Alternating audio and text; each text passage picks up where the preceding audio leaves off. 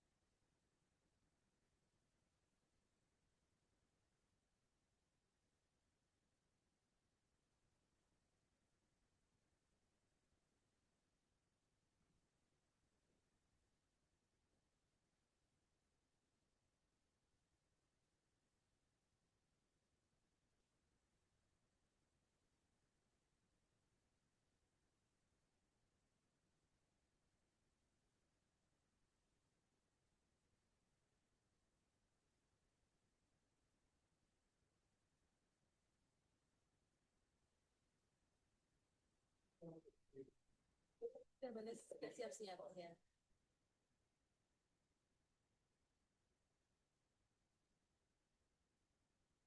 Siap-siap.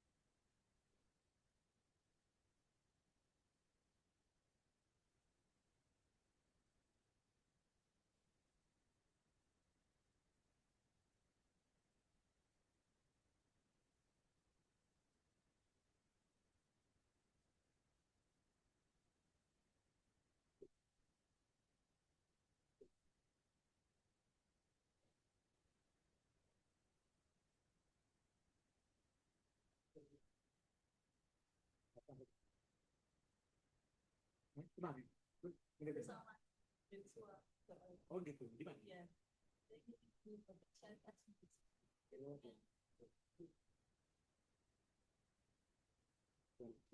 Ya, belakang.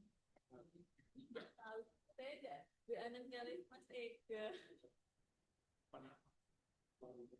Iya, gitu kan. Oke.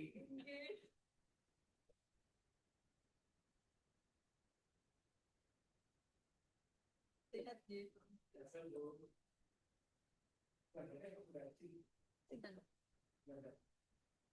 Oke, Reng. Belum aja. Iya.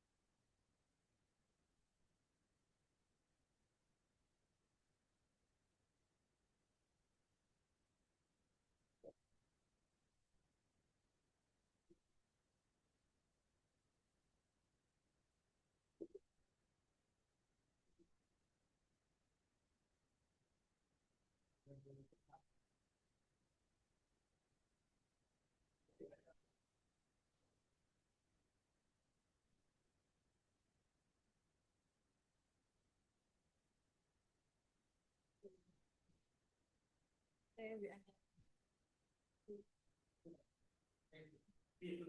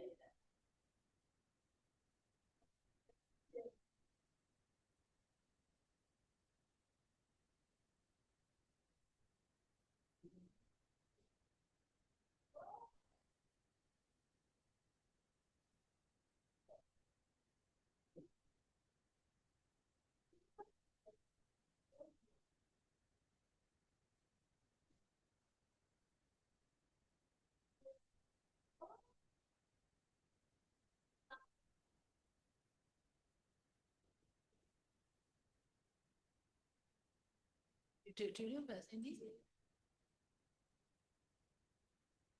Baik, saya mulai. Bu Hoirum sudah bergabung? Ampun, Prof. Baik, Assalamualaikum. baik. Terima kasih.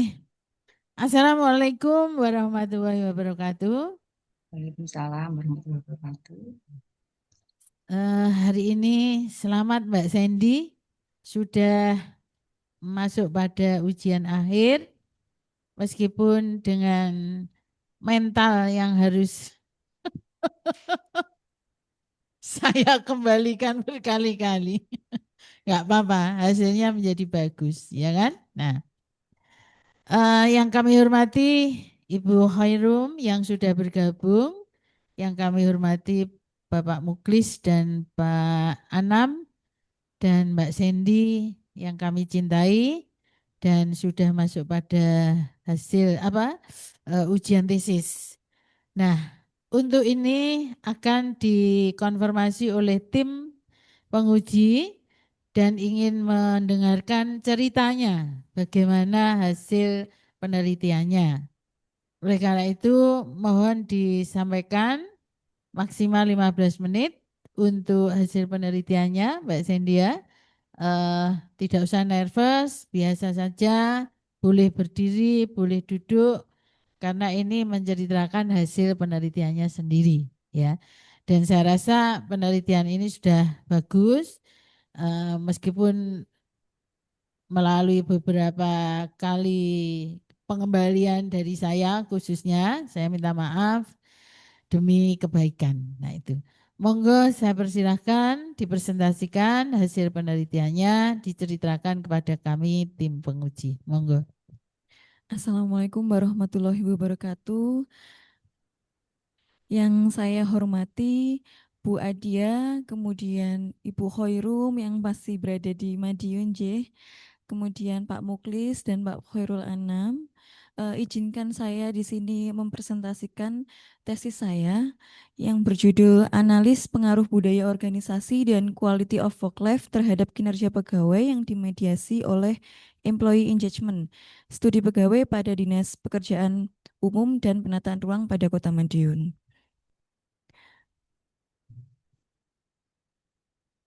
Kemudian untuk latar belakang, kinerja merupakan salah satu faktor utama yang menentukan keberhasilan suatu organisasi dalam mencapai tujuan yang ditetapkan. Kemudian kinerja pegawai adalah roda penggerak utama dalam tahapan pembangunan pada infrastruktur. Kapasitas dalam perencanaan, pengawasan, kemudian mengevaluasi proyek secara langsung menentukan tercapainya target pembangunan. Peningkatan kompetensi ASN dalam aparatur terbukti menjadi kunci mutlak dalam menghindari kegagalan konstruksi, kemudian memastikan adanya efisiensi anggaran. Namun dalam prakteknya, permasalahan kinerja pegawai masih sering ditemukan, seperti keterlambatan penyelesaian pekerjaan, rendahnya disiplin kerja, serta kurang optimalnya kontribusi pegawai dalam pelaksanaan program organisasi. Untuk fenomena di sini dapat terlihat bahwa realisasi anggaran Dinas PUPR Kota Madiun pada tahun 2025 triwulan 1 adalah sebesar 3,96%. Kemudian pada semester 1 yaitu Januari sampai dengan Juni 2025 hanya meningkat sebesar 14,14%. Kemudian pada akhir tahun 2025 yaitu langsung meningkat tajam pada 94,92%. Dan kondisi tersebut berkaitan dengan permasalahan perilaku kerja pegawai seperti keterlambatan penyelesaian tugas, kurang optimalnya kontribusi terhadap pekerjaan, rendahnya inisiatif, serta keterlibatan dan tanggung jawab kerja yang masih perlu ditingkatkan. Untuk research gap dan keterbaruan penelitian, di sini terdapat inkonsistensi quality of work life. Pada peneliti Wicaksono dan Rahmawati 2021, quality of work life berpengaruh positif dan signifikan terhadap kinerja karyawan. Kemudian pada Hamzah, Hermawati, dan Anam tahun 2025, quality of work life tidak berpengaruh signifikan terhadap kinerja pegawai dalam menunjukkan kondisi moderasi. Kemudian terdapat inkonsistensi mekanisme mediasi. Pada peneliti Kusuma dan Rahayu pada tahun 2021, employee engagement mampu memediasi pengaruh quality of work life terhadap kinerja pegawai. Kemudian Hamzah, Hermawati, dan Anam tahun 2025, peran employee engagement sebagai mediasi tidak terbukti oleh OCB. Untuk keterbaruan penelitian, yang pertama adalah mengembangkan model hubungan antara budaya organisasi, quality of work life, employee engagement pada kinerja pegawai secara simultan dalam satu kerangka penelitian. Kedua, menempatkan employee engagement sebagai variabel mediasi yang menghubungkan antara budaya organisasi dan QWL terhadap kinerja pegawai. Ketiga, diferensiasi pada spesifikasi sektor publik, yaitu pada Dinas Pekerjaan PU dan Penataan Ruang Kota Madiun, yang masih jarang menjadi objek penelitian pada variabel tersebut. Keempat, memberikan bukti empiris terbaru mengenai faktor-faktor yang mempengaruhi kinerja pegawai pemerintah daerah dalam mendukung efektivitas pelayanan publik, terutama dalam pembangunan daerah. Kemudian untuk rumusan masalah, terdapat 7 rumusan masalah. Yang pertama adalah apakah budaya organisasi berpengaruh terhadap kinerja pegawai Dinas PUPR Kota Madiun? Kemudian kedua, apakah QWL berpengaruh terhadap kinerja pegawai Dinas PUPR Kota Madiun? Ketiga, apakah employee engagement berpengaruh terhadap kinerja pegawai pada Dinas PUPR Kota Madiun? Keempat, apakah budaya organisasi berpengaruh terhadap employee engagement pada Dinas PUPR Kota Madiun? Kemudian kelima, apakah QWL berpengaruh terhadap employee engagement pada Dinas PUPR Kota Madiun? Kemudian yang keenam, apakah budaya organisasi berpengaruh terhadap kinerja pegawai melalui employee engagement pada Dinas PUPR Kota Madiun? Ketujuh, apakah QWL berpengaruh terhadap kinerja pegawai melalui employee engagement pada Dinas PUPR Kota Madiun? Untuk tujuan penelitian, di sini untuk mengetahui dan menganalisis pengaruh budaya organisasi dan quality of work life terhadap kinerja pegawai, baik secara langsung maupun tidak langsung melalui employee engagement sebagai variabel mediasi. Kemudian untuk hubungan antar variabel, hubungan budaya organisasi dengan kinerja pegawai. Budaya organisasi yang kuat mampu membentuk disiplin, tanggung jawab, dan keselarasan perilaku pegawai dengan tujuan organisasi sehingga meningkatkan kinerja pegawai.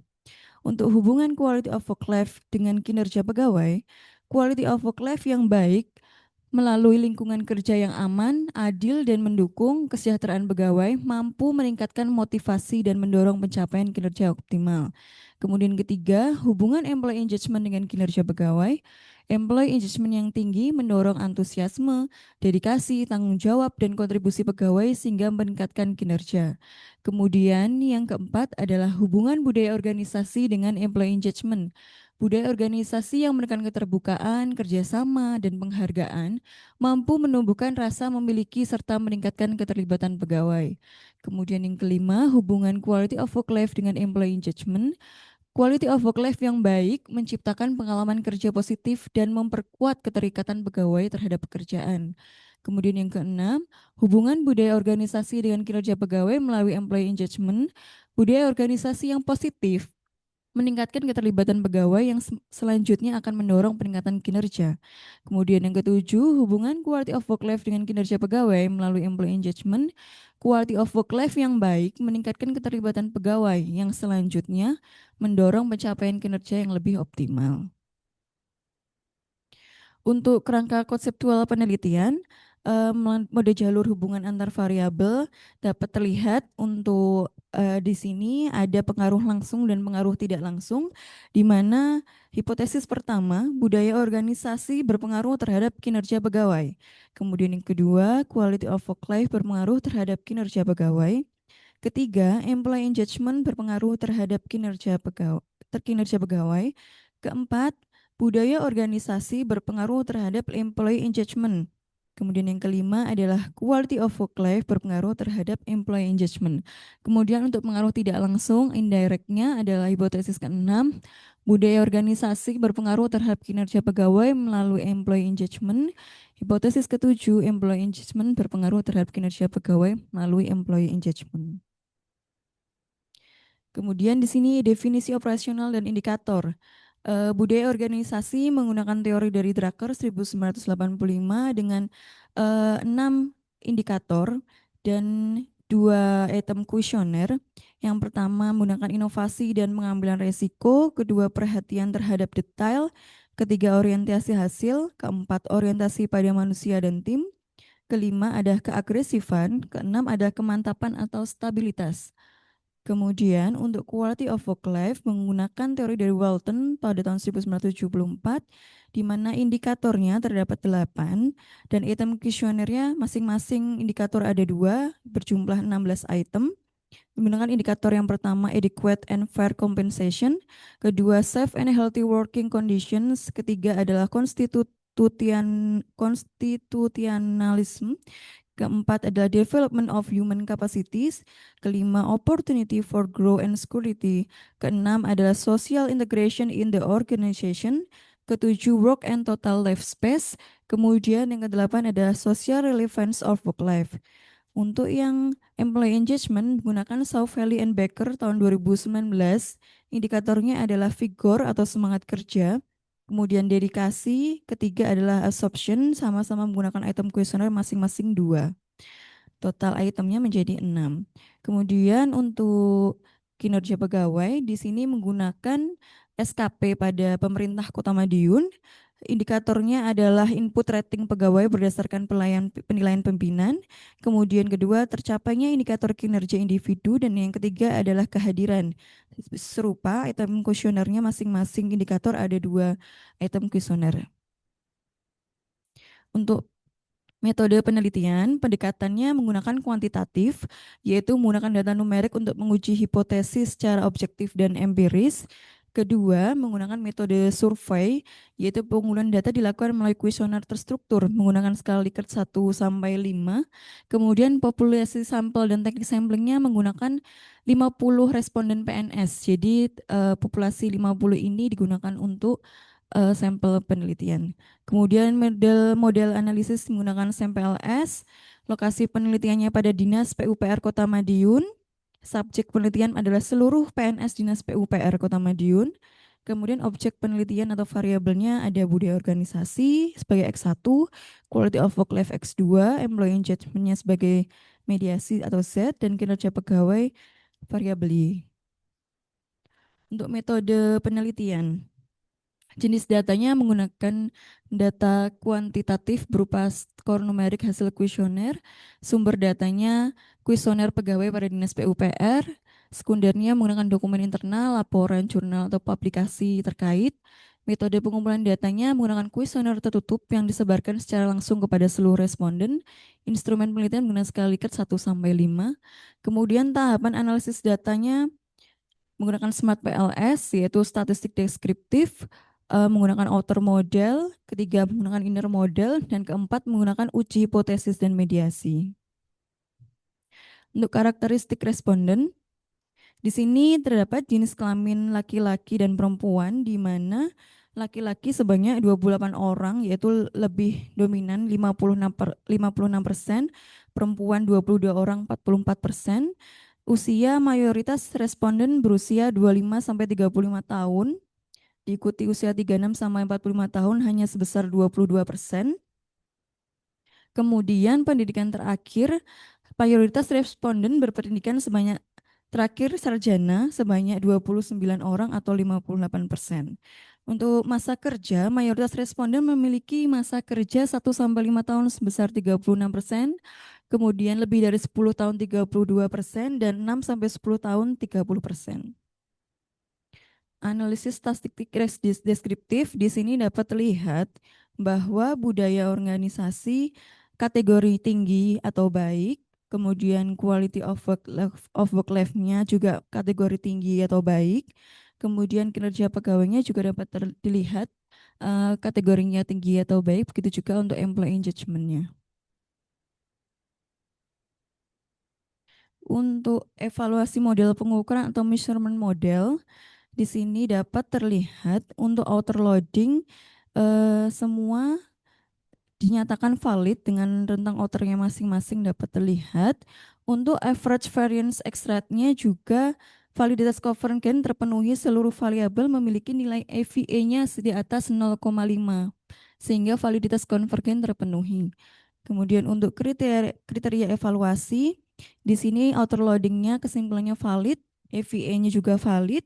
Untuk composite reliability-nya juga reliable, conpatch alpha-nya juga reliable. Kemudian evaluasi model pengukuran. Reliabilitas instrumen di sini di atas composite reliability dan conpatch alpha-nya di atas 0,7. Jadi masing-masing variabelnya reliable atau konsisten internalnya sangat baik. Untuk validitas konvergen di sini AVA-nya lebih dari 0,5, jadi validitas konvergen terpenuhi sehingga validitasnya terpenuhi. Menunjukkan bahwa variabel mampu menjelaskan lebih dari 50% variasi indikatornya. Kemudian untuk validitas diskriminan, kriteria cross-loading-nya, seluruh indikator memiliki loading tertinggi pada konstruknya sendiri dan lebih besar dibandingkan loading pada konstruk lainnya. Dengan demikian validitas diskriminan berdasarkan cross-loading terpenuhi. Kemudian untuk Fornell-Likert criterion, kesimpulannya di sini dapat terlihat Seluruh nilai diagonal atau akar kuadrat EVA lebih besar dibandingkan korelasi antar konstruk lainnya. Dengan demikian, validitas diskriminan berdasarkan Forner-Larker kriterion terpenuhi. Untuk evaluasi model struktural dapat terlihat J untuk R square-nya employee engagement-nya sebesar 49,6%, kinerja pegawainya sebesar 71,4%. Kemudian Q-square juga dapat terlihat Q-square-nya menunjukkan model relevansi prediktif yang baik, yaitu sebesar 0,453 dan kinerja pegawai 0,633, yaitu relevansinya prediktifnya besar atau large. Kemudian untuk efek size-nya, seluruh nilai F kuadrat berada pada kategori sedang atau medium. Untuk R square-nya, untuk employee engagement masuk kategori sedang, kemudian kinerja pegawai mendekati kuat atau substansial. Kemudian berikut adalah inner model dan PET koefisiennya. Hasil koefisiensi jalur di mana budaya organisasi kepada employee engagement bersifat positif, QWL kepada employee engagement positif, budaya organisasi kepada kinerja pegawai juga positif, quality of work life terhadap kinerja pegawai juga positif, employee engagement terhadap kinerja pegawai juga positif. Di mana di sini QWL memiliki koefisiensi jalur terbesar dalam meningkatkan employee engagement sebesar 0,402, sedangkan pengaruh langsung terbesar terhadap kinerja pegawai juga berasal dari QWL. Oh, J. Ini gimana? Kemudian kesimpulannya, yang pertama, budaya organisasi berpengaruh positif dan signifikan terhadap kinerja pegawai, yang artinya semakin kuat konsisten aturan, prosedur, serta kerjasama tim yang diterapkan, maka akan secara langsung meningkatkan kualitas dan ketepatan hasil kerja pegawainya. Kemudian untuk quality of work life atau kualitas kehidupan kerja berpengaruh positif dan signifikan terhadap kinerja pegawai, lingkungan fisik yang aman, hubungan sosial yang harmonis, serta keseimbangan waktu kerja akan langsung membuat pegawai bekerja dengan lebih produktif dan efektif. Kemudian yang ketiga, employee engagement ini berpengaruh positif dan signifikan terhadap kinerja pegawai. Pegawai yang memiliki semangat kerja, dedikasi yang tinggi, serta rasa bangga terhadap pekerjaannya, terhadap profesinya terbukti menghasilkan performa kerja yang jauh lebih optimal. Kemudian yang keempat, budaya organisasi berpengaruh positif dan signifikan terhadap employee engagement. Atmosfer kerja yang stabil dan teratur, prosedur yang teratur terbukti mampu memicu ketahanan mental, komitmen dan rasa memiliki pegawai terhadap instansi. Kemudian yang kelima, quality of work life berpengaruh positif dan signifikan terhadap employee engagement. Ketika instansi memperhatikan kesejahteraan, hak-hak pegawai, serta hubungan antar rekan kerja, pegawai akan menjadi lebih antusias dan terikat secara emosional dengan pekerjaannya. Kemudian yang keenam, employee engagement mampu memediasi secara signifikan pengaruh budaya organisasi terhadap kinerja pegawai dengan bentuk mediasi parsial. Hal ini menunjukkan budaya organisasi yang kuat, prosedur yang baik, terstruktural, dapat mendongkrak kinerja secara langsung. Namun, efeknya akan menjadi jauh lebih hebat lagi jika diinternalisasi terlebih dahulu lewat penguatan rasa keterikatan psikologis pegawai. Kemudian yang ketujuh, nah di sini adalah employee engagement tidak mampu memediasi pengaruh quality of work life terhadap kinerja pegawai. Hal ini menunjukkan perbaikan fasilitas kerja, kenyamanan, keseimbangan pekerjaan dengan hidup pribadi pegawai berdampak secara langsung pada peningkatan kinerja mereka sehari-hari tanpa harus bergantung atau melewati perubahan tingkat keterikatan emosional psikologis pegawai terlebih dahulu. Untuk oh J. Terima kasih. Iya. Love. Baik, cukup Mbak Cindy sudah menceritakan dari hasil penelitiannya. Mumpung saya ingat ya, ini saya luruskan dulu bahwa kesimpulan di Mbak Sandy ini nanti diinterpretasikan dalam bahasa manajemen ya, karena kesimpulannya masih signifikan, statistik gitu-gitu ya. Nah, nanti diinterpretasikan dalam bahasa manajemen, harus dirubah. Jadi tidak boleh ada statement-statement yang bukan ilmu manajemen. Ya, interpretasinya dari statistik disampaikan di dalam kesimpulan. Baik, untuk selanjutnya saya persilakan Pak Muklis atau Pak Anam, monggo. Pak Muklis.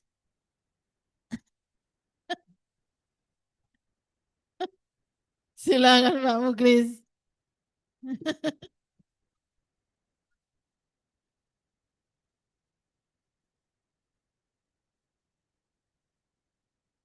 Baik, terima kasih. Assalamualaikum warahmatullahi wabarakatuh. Eh, yang terhormat Profesor Dr. Adia selaku pembimbing utama, yang terhormat Bu Dr. Khairung Rinda Istiqoroh sebagai anggota pembimbing, yang terhormat Bapak Dr. Khairul Anam sebagai penguji dan bersama saya.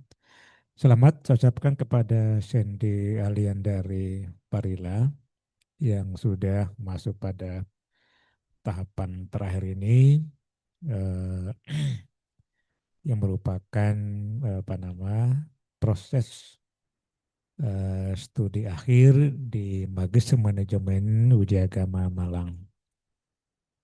Ya, pertama saya ingin bertanya dulu, apa yang menjadi masalah utama penelitian ini,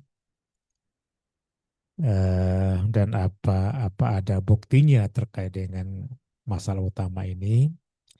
Yang kedua, masalah utama ini menurut peneliti apa saja menjadi faktor-faktor penyebabnya?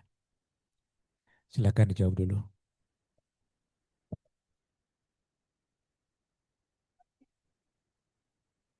Sampun. J, izin Bu Herum J menjelaskan pertanyaan untuk Pak Muklis.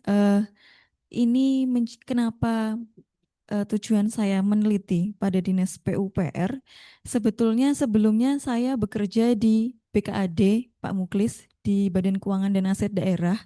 Saya ada di bidang anggaran, jadi saya itu mengetahui semua OPD, realisasi OPD setiap triwulan, semester, sampai dengan akhir tahun. Nah, di Dinas PUPR ini padahal dinas yang menangani pelayanan publik paling terlihat ibaratnya, yaitu pada eh, infrastruktur di pemerintahan. Tetapi selalu setiap ada laporan realisasi, selalu paling terbawah sendiri Dinas PUPR itu di antara dengan OPD-OPD yang lain. Nah, di sini juga menariknya adalah orang-orang atau pegawai-pegawai pada Dinas PUPR ada memang orangnya itu lebih ke individualis orang-orangnya. Jadi kalau untuk berkoordinasi sesama dengan dinas-dinas yang lain memang kurang kurang bisa diajak untuk berkoordinasi ngoten. Iya. Jadi saya memang sebelum S2 di sini sangat-sangat ingin mengetahui kenapa sih kok realisasinya selalu di bawah sendiri ngoten. Apalagi kan namanya setiap anggaran realisasi itu paling tidak sampai dengan semester 1 ibaratnya seharusnya hampir mendekati 50%. Sedangkan di Dinas PU itu selalu hanya 10%, 12%, 14%. Iya, realisasinya Prof. J. Nah, tiba-tiba nanti ketika pada akhir tahun kita ada namanya dengan Bapak Wali Kota seperti itu, nanti langsung sudah meningkat tajam.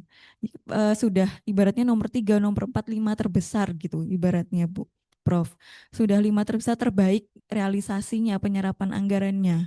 Nah, itu makanya saya tuh kenapa sih kok sistemnya selalu seperti itu? Apakah saya bercerita kepada Bu Khairum, saya ingin mengetahui apakah itu memang menjadi budayanya di dinas itu seperti itu.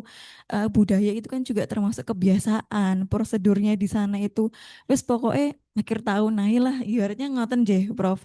Nah, di situ tuh saya pengen tahu. Lah padahal jujur mawon serapan realisasi anggaran itu akan berdampak pada kompensasi pegawai, tunjangan pegawai. Semakin rendah, maka akan ada potongan di situ, Prof. Makanya saya ini apa sedangkan Dinas PUPR itu kan pekerjaannya berat.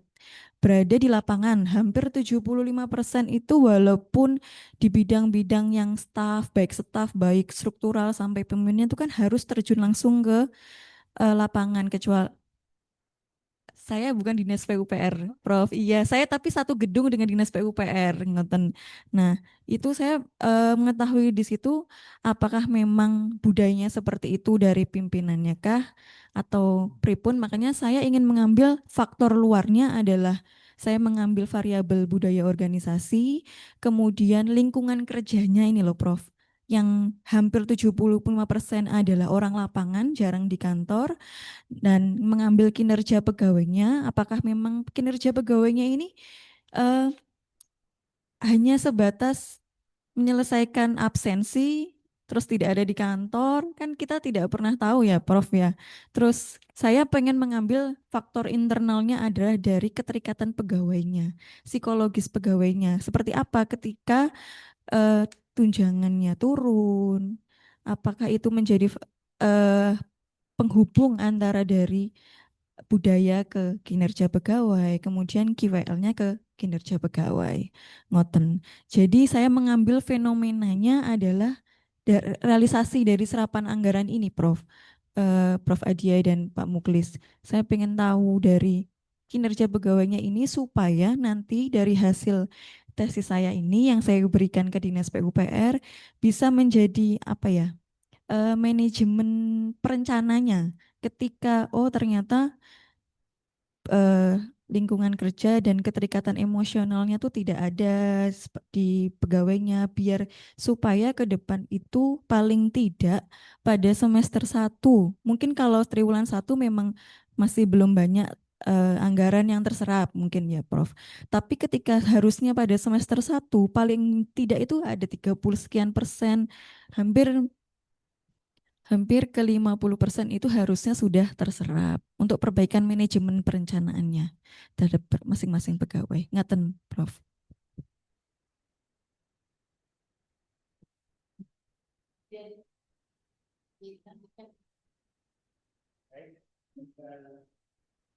Dugaannya adalah budaya kerjanya atau dia politik lain. Buktinya, pengabar ini kata dulu Pak. Kenapa? Dengan hasil ini juga dengan bahwa budaya yang baik.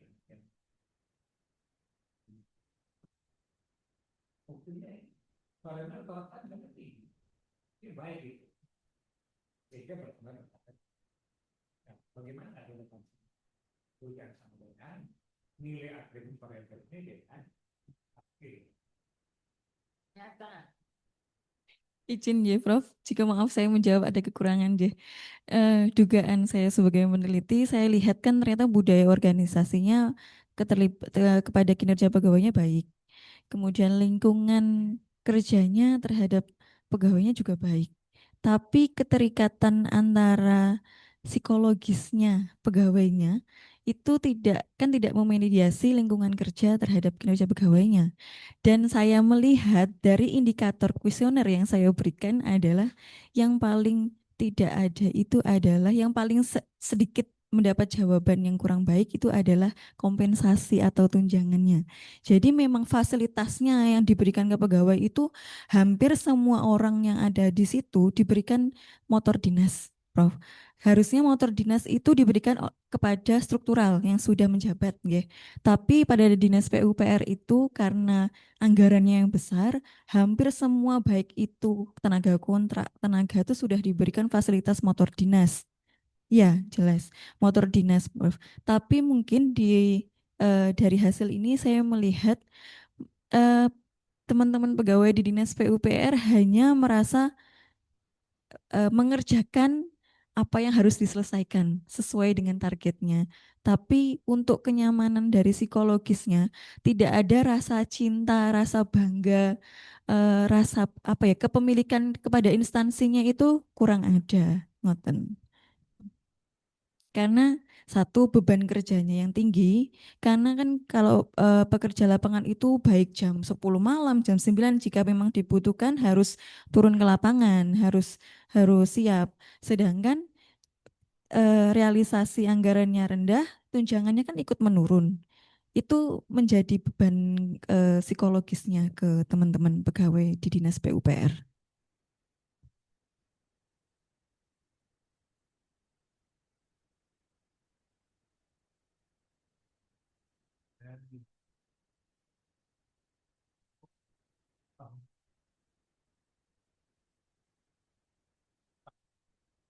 Penelitian terdahulu. Penelitian Grand terdahulu. teorinya, Pak Muklis.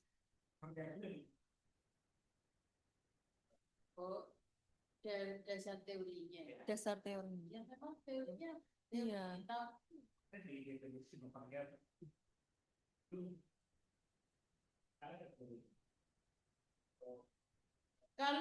Kalau memang nggak ada ya nggak boleh, Pak.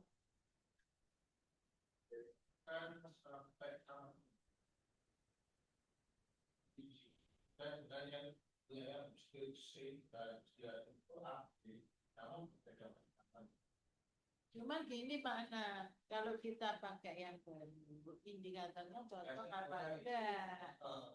Kalau yang lama, karena Mbak Sandy ini indikatornya cocok dengan baru, ya dipakai itu. Oke. Jadi enggak harus yang baru. Kalau yang baru, indikatornya yang enggak cocok ya. Jadi intinya di Mbak Sandy ini kenapa pakai dasar teori itu? Karena indikatornya sesuai dengan di objek penelitian. Itu kan Mbak? Terus itu bagus. Jadi memang tahun lama karena teorinya memang itu dasar teori, grand teorinya.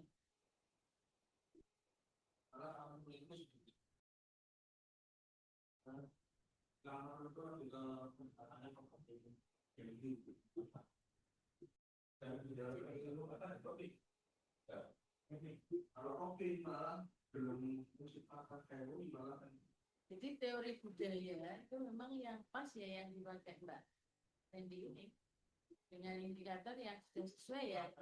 Leres.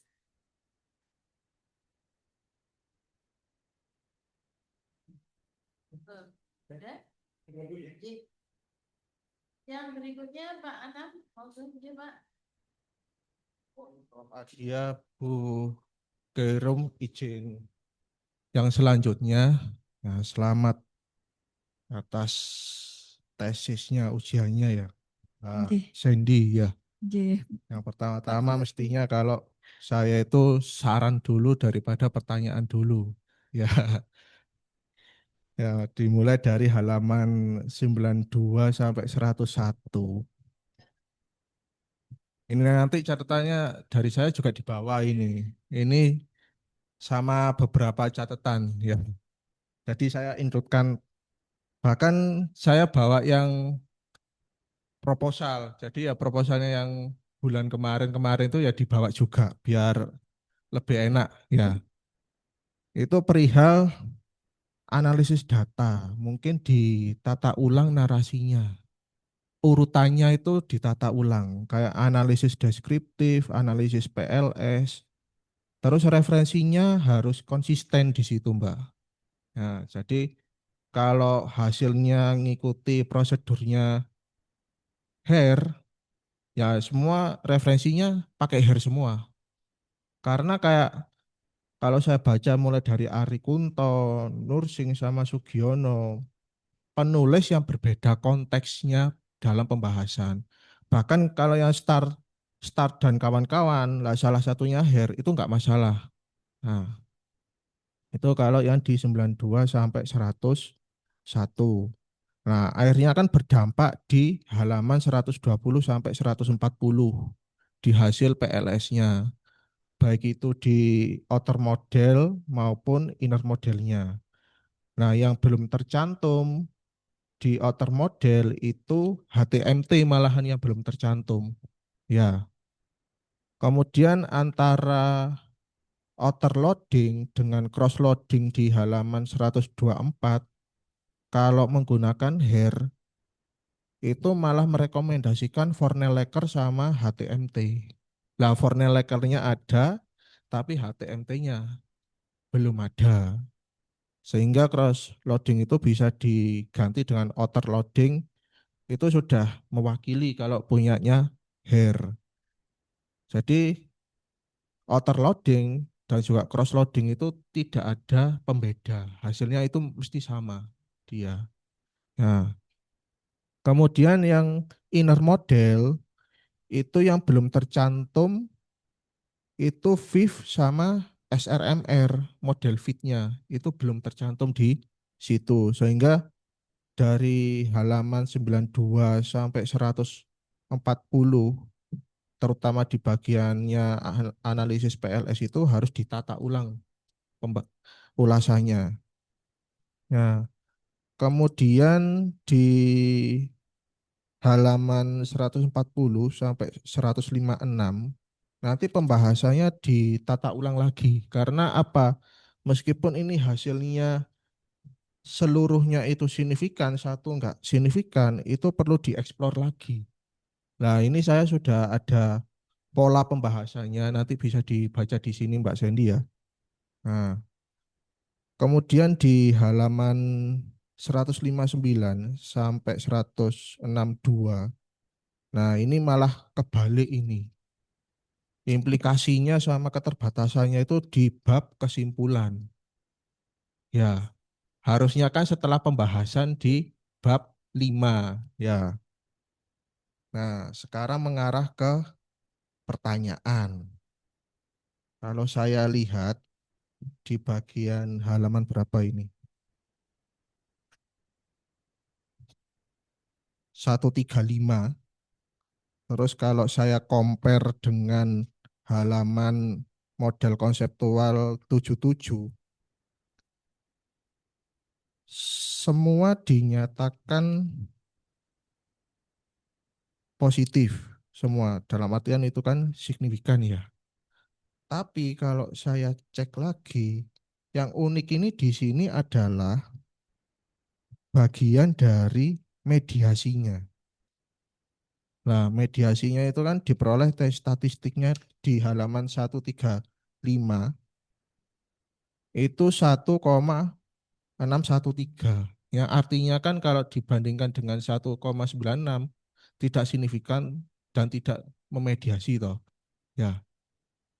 Nah, keadaan lapangannya seperti apa di sana? Kok nggak apa itu? Kok nggak signifikan di mediasi? Padahal secara teorinya HER, jikalau itu ditemukan hasilnya positif, positif dan positif, maka itu mediasinya parsial.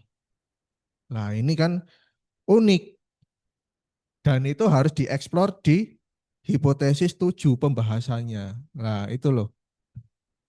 Jadi benang merahnya ada di situ. Nah, coba Mbak Sandy jelaskan dulu seperti apa keadaan lapangannya, kemudian nantinya bisa dikondisikan dengan hasilnya Mbak Sandy, entah itu dari hasilnya karakteristik respondennya, distribusi frekuensi, bahkan outer loadingnya juga. Nah, monggo sebelum pertanyaan kedua dijawab dulu. Izin menjawab, Pak Khairul Anam. Bismillah. Jadi untuk kondisi lapangan teman-teman di Dinas PUPR itu memang di sini kan hampir 50 hampir laki-laki perempuan. Itu tidak melihat dia laki-laki perempuan semua harus turun di lapangan. Bahkan kasubit kabitnya itu rata-rata adalah perempuan juga. Jadi di mana di sini rata-rata memang usianya masih muda-muda, yaitu masih sekitaran di sini paling banyak adalah umuran 25 sampai 35 tahun, usia masih produktif. Jadi saya kalau melihat teman-teman dinas PUPR itu di lapangan itu full time, ya maksudnya pengawasan perencanaannya ikut turun, baik laki-laki perempuan. Bahkan yang hanya tersisa biasanya di kantor itu hanya dari kepegawaian saja. Baik Kasubag Keuangan, baik itu tuh terjun langsung dalam pengevaluasian, terjun ketika proyek-proyek, terutama kalau di Kota Madiun proyek-proyek terbesarnya itu kan ngapunten pembangunan-pembangunan yang sifatnya lebih ke fisik dalam artian membangun seperti contoh membangun rumah kejaksaan, polisi, seperti itu aja kan semua dibangun oleh Dinas PUPR. Jadi eh, rumah dinas itu yang bantu membangun itu adalah hibah dari Dinas PUPR, Prof. Itu semua itu saya melihat itu baik dari kontrak, dari kasih kabitnya itu ikut ngecek di situ, apalagi juga harus berkoordinasi dengan orang-orang kejaksaan, polisian seperti itu. Jadi di lapangannya itu kan pengawasannya kan tidak hanya mengawasi fisik ininya gitu, tapi kan koordinasi di lapangan di kejaksaannya, di Polresnya seperti itu. Nah, itu tidak melihat mandang bulu itu perempuan itu laki-laki mau malam pun kadang kalau Pak Walinya telepon, ayo koordinasi rapat internal dengan kejaksaan, semua contoh seperti itu. Itu mau kasihnya perempuan, kabitnya perempuan gak ikut turun, ngoten loh. Ndak, makanya kadang kalau saya melihat walaupun saya satu gedung tapi saya bukan dinas PUPR itu kadang saya melihatnya kok randuwe kesel kadang-kadang ngoten ya. Pak, kadang ibaratnya itu perempuan tidak ada tidak ada Prof. Jadi memang pure di sana itu yang penting memang bisa kerja, terus ibaratnya malam bisa diajak rapat sana sini koordinasi sana ya itu akan dipilih ngoten loh Prof. Jadi terus terutama dalam ada uji setiap setiap mau ada kenaikan naik jabatan seperti itu tuh tetap ada uji kompetensinya Prof.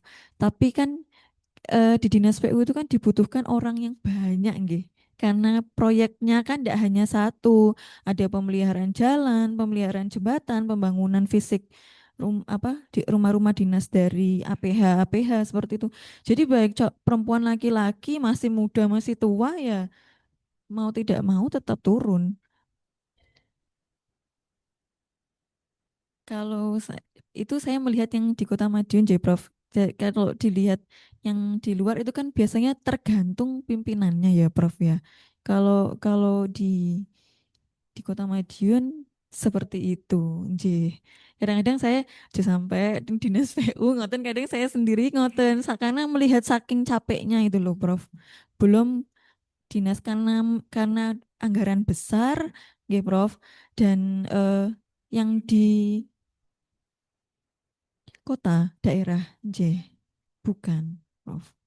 Kak, otoritas ya otonomi dan otoritas dari pimpinan ya betul. Nah, dari situ apakah sudah terbahas di pembahasan?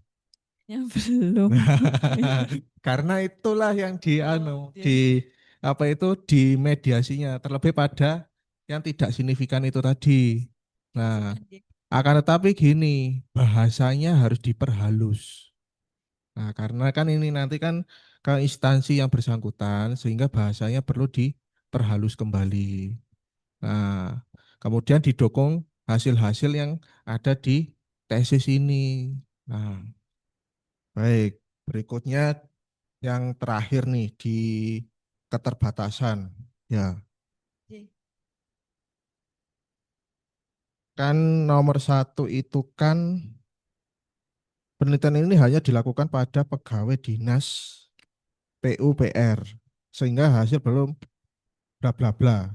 Nah, pertanyaannya adalah itu keterbatasan di halaman 161. Pertanyaannya keterbatasan, kelemahan atau batasan. Nah, heeh,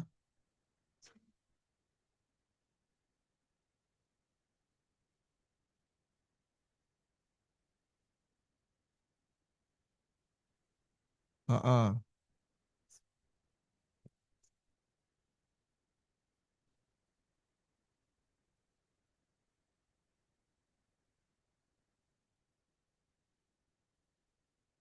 Karena apa ya?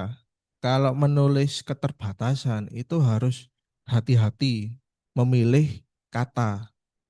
Kadangkala itu kita menganggap itu keterbatasan, bisa jadi itu merupakan kelemahan dalam penelitian. Nah, maka pemilihan kata harus hati-hati. Nah, kayak nomor 2 ini kan peneliti menggunakan 3 variabel utama. Ya, terus bla bla bla itu tadi. Masih terdapat faktor lain yang berpotensi mempengaruhi kinerja pegawai seperti kepemimpinan, motivasi, dan lainnya. Nah, kalau kalimat pertama itu malah batasan, ruang lingkup yang diteliti. Ya. Terus kalimat berikutnya sementara itu, lah itu saran malahan. Nah, jadi harus diperhatikan pemilihan kata karena kalaupun ini memilih seperti kepemimpinan, motivasi, kepuasan, lah itu sudah dilakukan enggak seperti hasil penelitian yang ada di tulisan ini atau melakukan observasi yang ada di lapangan. Nah, itu bisa dijadikan di keterbatasan. Nah, kalau yang faktor-faktor ini kan mereka-reka, menduga-duga. Nah, harusnya kan kalau menduga itu lebih baik ke saran. Nah, kemudian yang nomor 3, pengumpulan data dilakukan menggunakan kuesioner dengan metode self assessment sehingga jawaban diberikan sangat bergantung pada persepsi dan penilaian subjek masing-masing individu. Nah, itu kalimatnya perlu kehati-hatian. Ya, kondisi ini memungkinkan lah. Gini, kalau ada kata mungkin, memungkinkan, nah berarti kan penelitiannya masih meragukan kayak gitu loh. Pemilihan kata diksi itu anu penting kalau menarasikan di keterbatasan penelitian. Ya.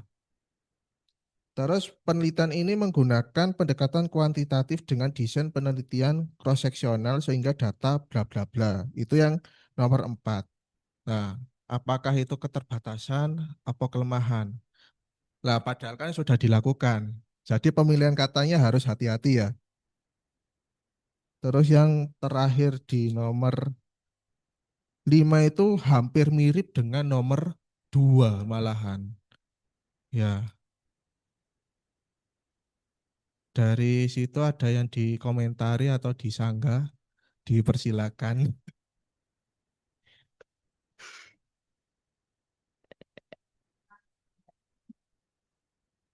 Sampun, Prof. Memang saya baca betul kalimatnya kurang termanage dengan baik ya. Izin nanti saya perbaiki, J. Nanti saya masukkan juga keterbatasan penelitian saya yang tadi, yang sulit pengembalian kuesionernya tersebut sakit deh. Pak Khairul Anam, saya masukkan itu mawon juga. Apa ya? Kata-katanya lebih diperhalus. Iya. J. J. Dipoles lagi, Ya. J. Memang buat kata-kata agak sulit ya. Emang ya, Bro. Lah ya, J. J, ngatain Oke. Pak Khairul. Mungkin itu Prof. Adia. Sampun dari saya kembalikan ke tim pembimbing.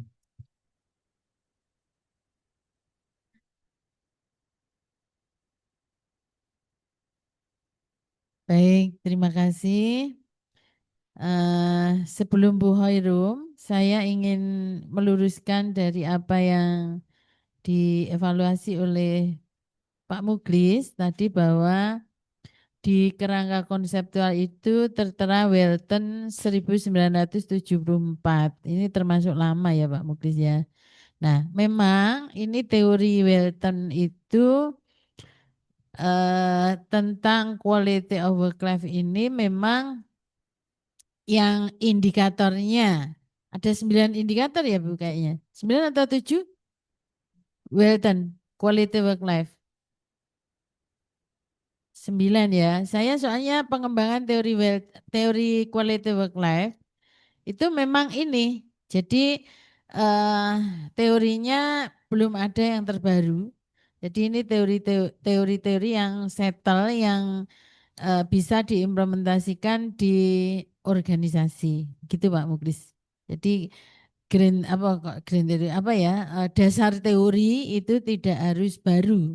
Kalau baru indikatornya tidak cocok ya tidak bisa untuk material penelitian gitu. Itu kemudian sebelum saya memberikan masukan-masukan sebetulnya ya sudah banyak ya Bu Sandy ya. Eh, karena ini sudah tak kembalikan berapa kali Bu Sandy. Nah, maka Bu Hoirum mungkin monggo saya persilahkan. Oke, matur nuwun Prof. Adia. Yang terhormat Prof. Adia selaku pembimbing 1, yang saya hormati Bapak Dr. Muklis dan Bapak Dr. Khairul Anam. Bu Sandy, ini saya ingin tahu lagi ya, mungkin ada sebagian yang suaranya tidak terdengar.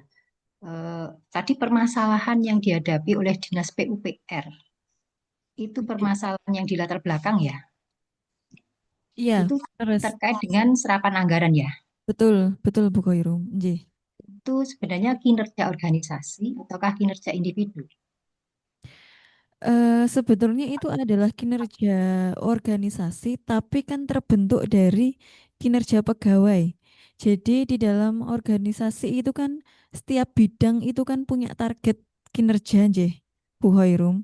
Ada yang bidang khusus bina marga, ada yang bidang khusus pemeliharaan jalan seperti itu. Nah, itu kan memiliki target masing-masing, tapi nanti kan mengerucutnya pada kinerja organisasi. Tapi di dalam kinerja organisasi itu kan terdapat kinerja pegawai di dalamnya, yang mana kinerja tersebut kan nanti akan berdampak pada kompensasi yang diterima oleh pegawai tersebut.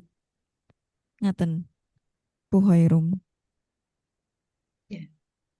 Mungkin apa perlu ditambahkan ya? Kenapa serapan anggaran tadi rendah? Ada nggak dijelaskan di situ? Kenapa serapan anggaran? Kita tidak hanya berhenti di serapan anggaran yang rendah ya, tapi akar masalahnya di mana?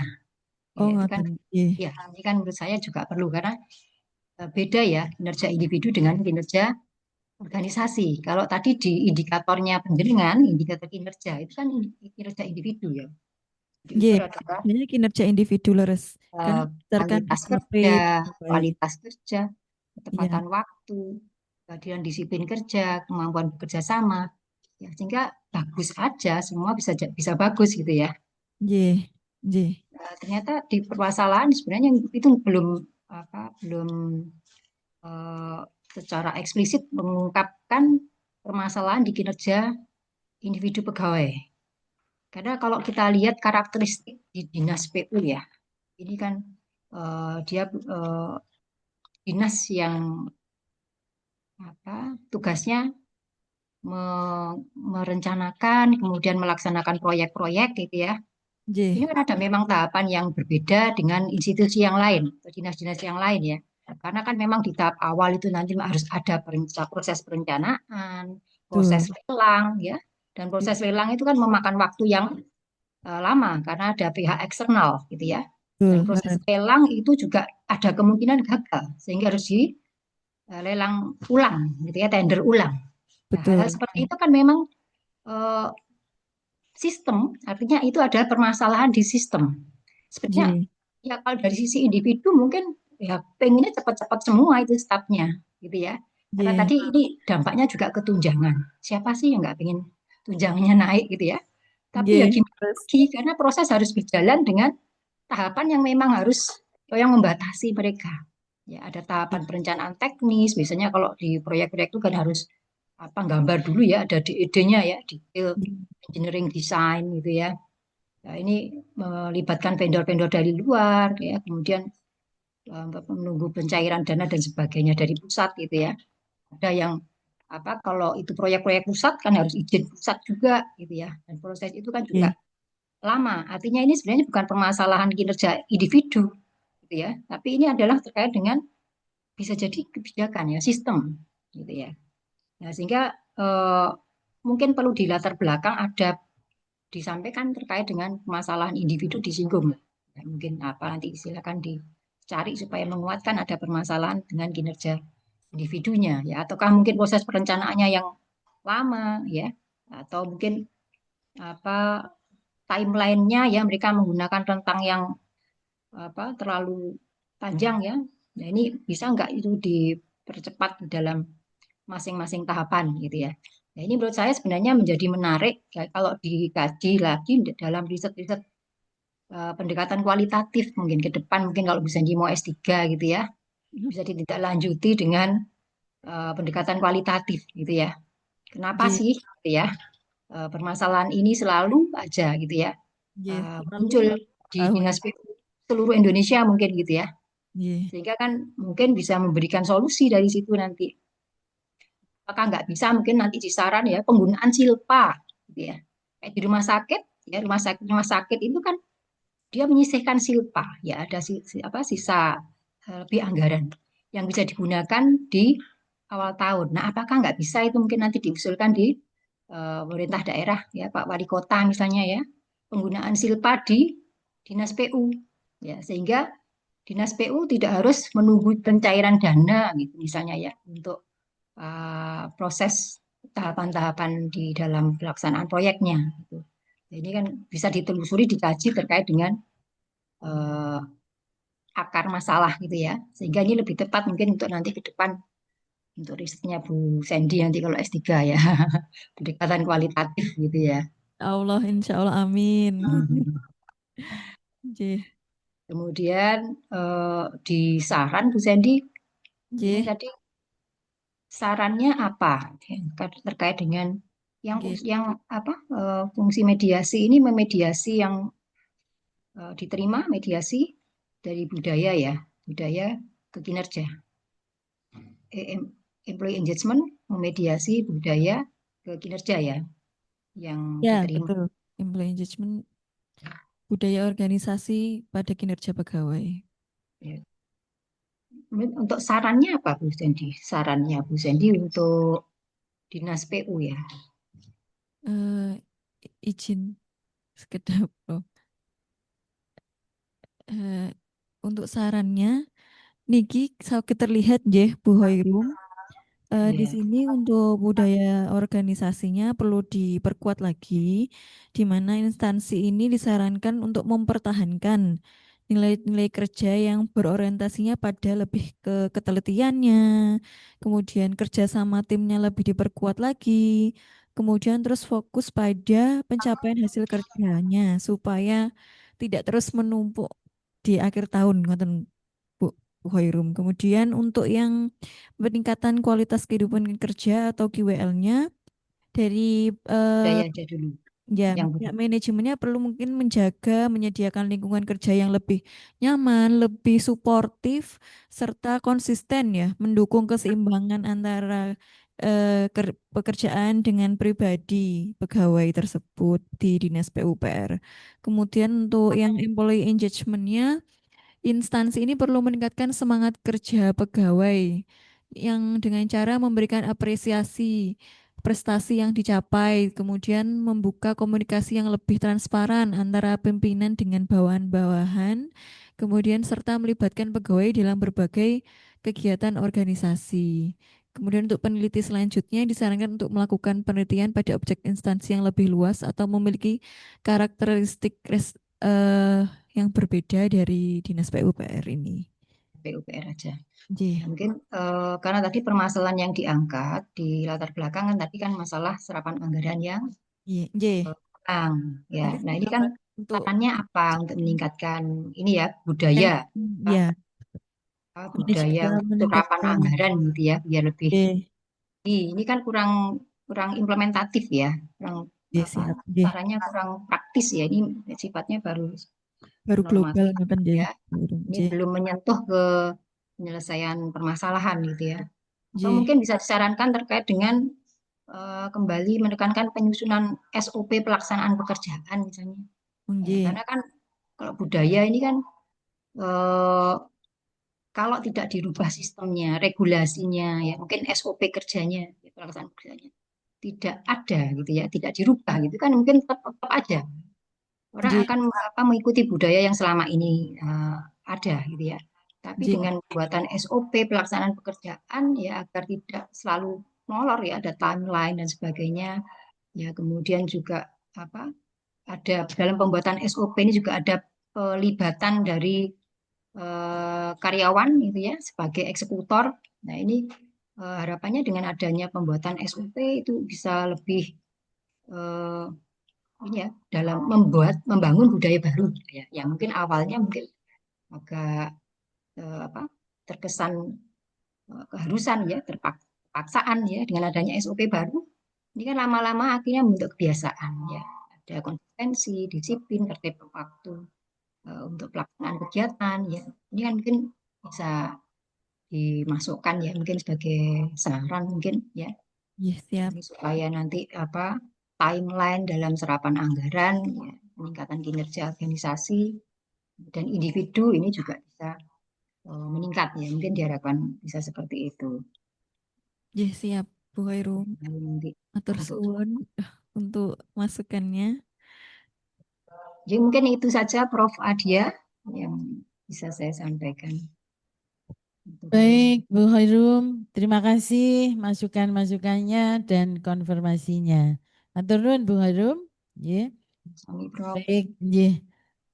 Sekarang saya Mbak Sandy. Nggih. Boleh ya? Boleh. Meskipun kita bergerilya seminar hasil dan apa namanya? Ujian tesisnya. Tesis ya. Nggih. Saya tertarik jadi gini. Untuk tadi kan signifikan semua ya. Iya, Iya. kecuali yang nomor 7 hipotesis ke-7. Nah, itu seperti yang disampaikan Pak Anam tadi bahwa sudah Mbak Sandy sudah dipancing ya, sudah dipancing untuk cerita, ya kan? Nggih. Tapi ceritanya kok nggak ditulis di sini. Nah, ini penyakit dari peneliti ya. Nggih. Nah, peneliti itu harusnya bangga dia sebagai peneliti, harusnya yang apalagi yang tidak signifikan itu harus disampaikan secara detail di dalam tulisan. Karena tulisannya ini nanti akan dibaca oleh manajerial di sana, ya kan? Nggih. Dan menjadi rekomendasi ya. Maka di bab 5 khususnya di pembahasan tolong itu dieksplor Mbak Nggih. Sandy besar-besaran. Eman-eman temuannya Mbak Sandy tidak disampaikan di sini. Nggih. Ya kan? Nggih. Tadi sudah dipancing Pak Anam. Betul itu. Ceritanya bagus. Saya setuju. Tapi ning kene kok ora enek. Lah ya eman-eman toh. Ya. Nah, eman-eman. Eman-eman betul itu aset. Aset dari sebuah riset itu di situ. Ya. Dan itu nanti bisa untuk menjadi apa ya? Material perbaikan dari pihak manajerial. Betul sih. Ya, jangan disimpan dewe, nggo dewe. Ya nih Mbak Cindy itu pimpinan, langsung eksekusi. Wong Mbak Cindy ya belum pimpinan kan? Nah, maka Amin, ini amin. tolong disampaikan, amin, disampaikan kepada pimpinan Iya, nggih. melalui tulisan, Siap, nggih. gitu loh. Kalau disampaikan pimpinan hanya sekedar usulan dalam sebuah rapat koordinasi, ya nek diterima. Ya, kalau ini kan jelas-jelas sebuah penelitian, Nggih. pasti diterima, Nggih. ya kan? Iya. Nah, itu sayangnya di situ, ya. Itu yang pertama. Kemudian yang kedua terkait dengan statistik deskriptif, Mbak Sandy. Nggih.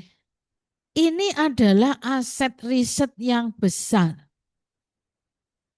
Aset riset yang besar. Punya siapa? punya peneliti. Coba ditayangkan di halaman 110. Ya.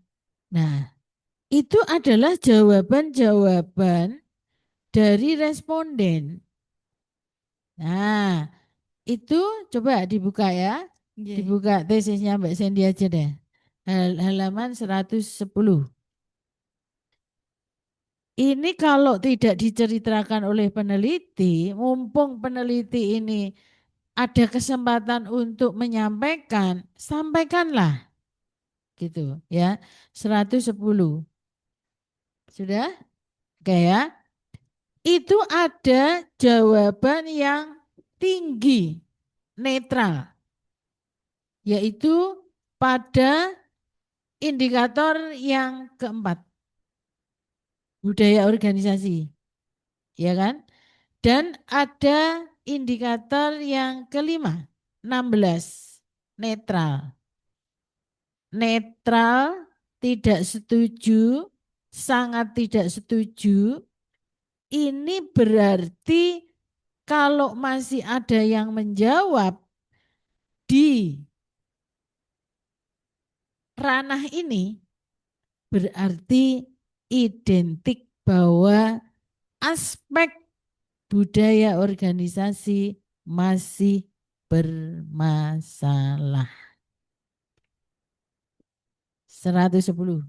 Ya. Itu kan ada yang menjawab STS. Ya kan? TS. N. N itu kalau saya membaca buku, itu orang menjawab netral, itu dia tidak netral. Jadi orang yang netral itu tidak punya pendirian. Saya menganggap itu adalah abu-abu. Artinya apa? Dia tidak setuju. Ya, ya netral itu apa? Jawab netral. Enggak mau menjawab dan enggak mau. Pokoknya ini bunglon orang netral. Ya, bunglon. Kalau orang ya orang. Kalau iya ya iya. Kalau saya begitu. Nah, itu ternyata ada yang masih menjawab 14, 11, 12. Artinya bahwa penguatan permasalahan oleh peneliti untuk mengangkat budaya organisasi ini sebagai topik penelitian itu sudah benar. Ya, saya kuatkan di sini. Nah, kenapa sudah benar? Kalau itu salah, berarti budaya organisasi menjawab responden STS, TS, dan N 0, 0, 0, 0, 0, 0. Itu masih ada yang menjawab banyak. Ya kan? Nah, coba kita identifikasi pertanyaan indikator yang ketiga. 15. Kita lihat kuesioner. Ya. Nah, apa Mbak Cindy? Coba dibaca. Silahkan. X131. Pakai mic biar Bu Hoirum dengar. X131. Yang budaya organisasi, J. Y. Organisasi lebih menekankan pencapaian target kerja dibandingkan cara atau proses pelaksanaannya. Nah, jawabannya apa? Tidak Tidak setuju. setuju. Berarti respondennya tahu maksudnya? Ya. Berarti tidak setuju dengan itu, ya kan? Yang 17 X142. Baca. Keberhasilan pekerjaan lebih dihargai sebagai hasil kerja tim daripada usaha individu. Bagaimana? Tahu sekarang kan? Ini real ini. Real ini. Lah, hah? Betul, betul. Makanya saya senang. Makanya kenapa ini saya kembalikan kemarin. Karena pembahasannya belum detail. Ini belum disentuh. Kalau ini disentuh, tak jempoli. Ya. Nah, jadi itulah penelitian. Sehingga kalau Mbak Sandy bisa mengupas habis ini dalam pembahasan yang terkait dengan hubungan variabel budaya organisasi, wah, hebat. Nilainya sangat tinggi dalam pembahasan itu. Ya. Nah, berarti kalau kita recheck bahwa budaya organisasi memang betul-betul ada masalah. Betul, Ya. iya, Prof. Itu budaya organisasi, masih budaya organisasi. Nah, kemudian untuk variabel yang lain, coba dibuka halaman 113. Ya, 113. Nemen ini. Ya, nemen. N masih ada yang menjawab 18. Pada indikator dan item X271. Ya kan? Coba dibaca. Orang penelitian itu seneng kok. Ini kalau real itu seneng ini ya. Bisa menjadi material pembahasan yang luar biasa. Silakan. Saya mampu menyeimbangkan antara pekerjaan dengan kehidupan pribadi. Tidak mampu dia. Dia nggak mampu kan? Ya. Nah, ada berapa responden yang nggak mampu? 20 ditambah yang TS ditambah TST. Cukup tinggi loh. Iya, ini cukup tinggi. Apalagi yang indikator pertama. Itu ada 14, 18, 20. Ya. Nah, inilah Mbak Sandy.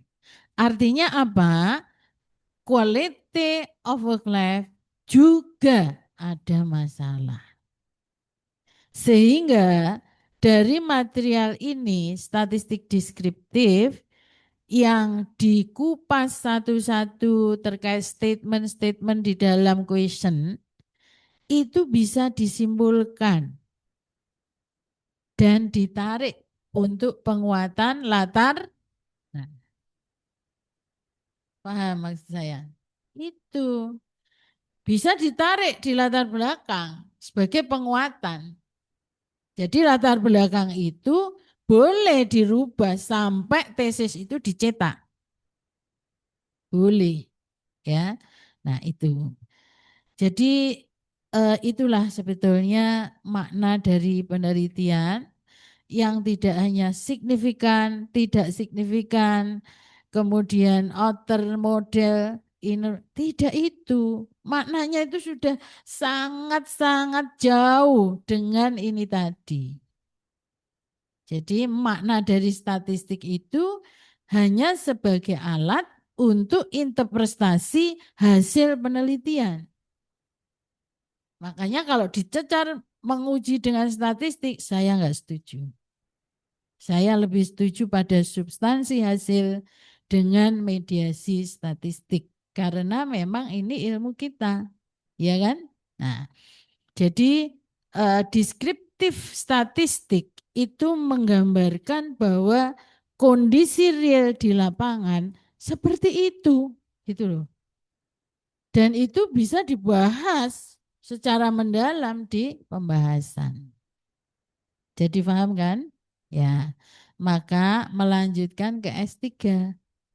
Ya, nanti seperti ini lagi. Tinggal menggoyang variabel, ditambahkan objek penelitian mengeneral lebih luas, mungkin di wilayah apa Jawa Timur sebelah barat, Pacitan, Ponorogo, Madiun, bisa, itu ya. Nanti direvisi, ya baik. Latar belakang direvisi penguatan, kemudian pembahasan diperdalam, gitu ya. Bagus, ini penelitiannya Mbak Sandy dan saya terima kasih. Ini menjadi referensi saya di dalam tulisan-tulisan berikutnya ya. Nih. Terima kasih. Ada tambahan Pak Muklis sama Pak Anam? Artikelnya Mbak Sandy sudah terbit, ya. Sudah dicek Mas? Iya. Iya, jadi ini alhamdulillah berkat Pak Muklis semuanya. Iya. Baik, Bu Khairum ada pertanyaan lagi? Monggo, tambahan? Sampun. Sampun. Iya. Baik, Mbak Sandy, saya nyon keluar sebentar ya. Nanti kita masuk lagi untuk hasil. Monggo. Bentar. Iya, ditinggal aja, nggak apa-apa.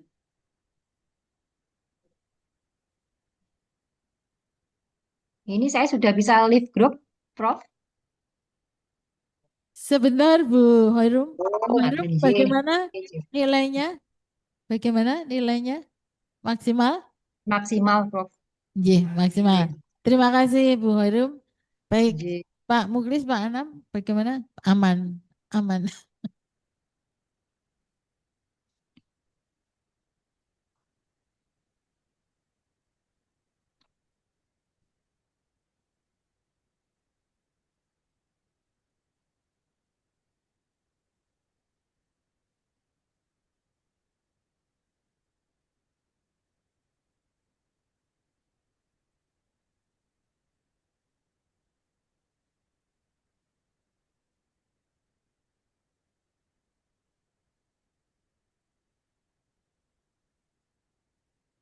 Baik. Coba. Nauzubillah min dzalik. Baik Mbak Sandy, ini tadi tarik ulur dari hasil. Kira-kira kalau mengulang gimana ya Mbak Sandy? Gak apa-apa, nggak ketemu awak dhewe meneh, Pak. Ya.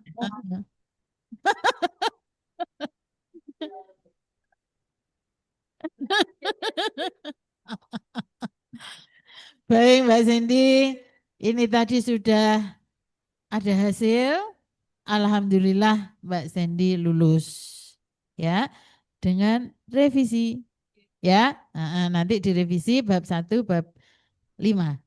Ya, bagus ini penelitiannya bagus. Ya, bisa mungkin kalau ini diterapkan di Pacitan, Ponorogo beda lagi hasilnya.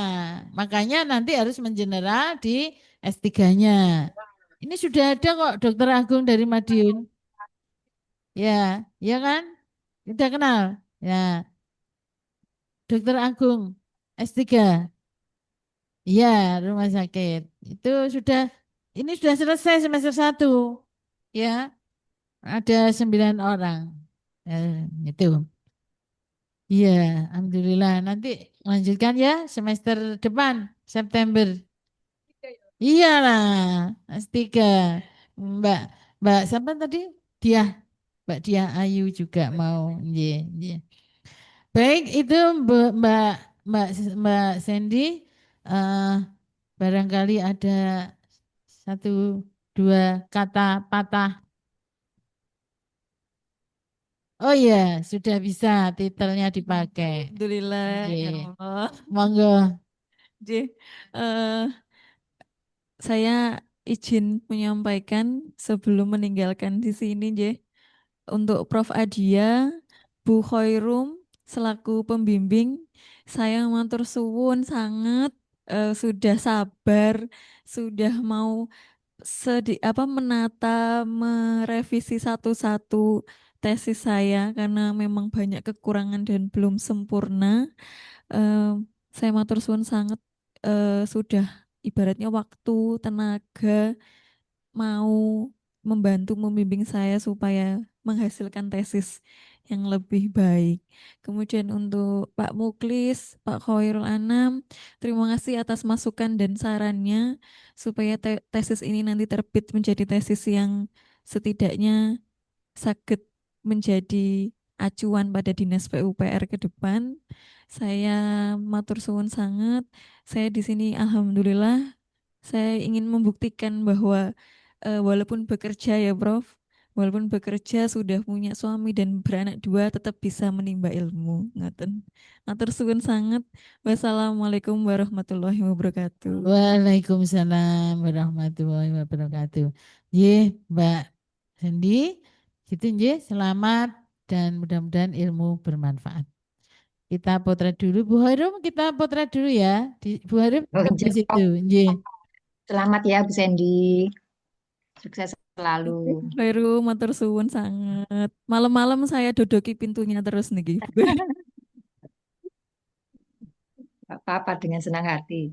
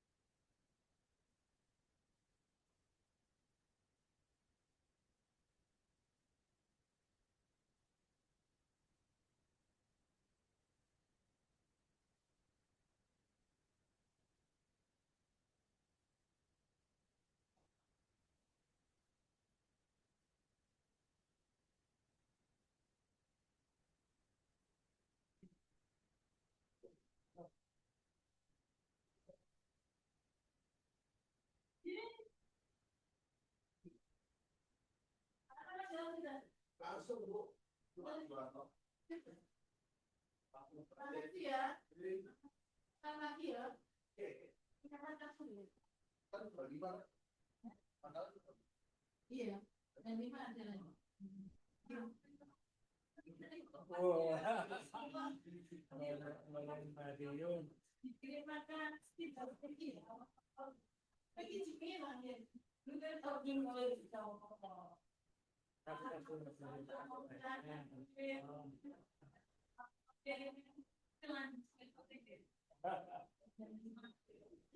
Saya juga gimana sih?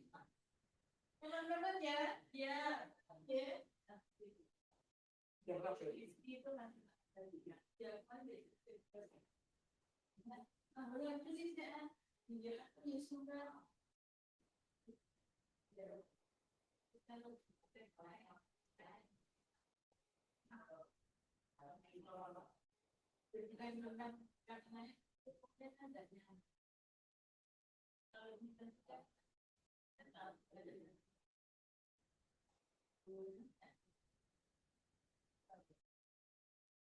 Kalau saya sering